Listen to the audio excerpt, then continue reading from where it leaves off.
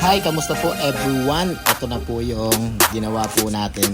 Real carbon fiber, forged carbon at metallic po. Cover nga pala po ito ng Suzuki Raider FI yung sa taillight po doon sa ibabaw. Bali naka-full coat na po ako dito at mag-iisa pa po tayong coat. At pagkatapos po neto, lilihain pa po natin po yan ha.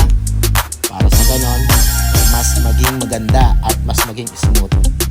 Guys, tingnan nyo kung gaano po ka-perfect yung ginawa po natin. Sa pagliliha lang po, ang lagi nyo pong tatandaan, ang magpapaganda sa ginagawa nyong real carbon fiber.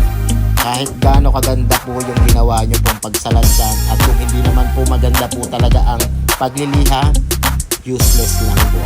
Kaya tiyaga-tiyaga lang po pagdating po sa real carbon fiber. Ang lagi ko pong laging sinasabi, kapag may tiyaga, may carbon ready ka. PM lang po sa lahat po ng may gusto.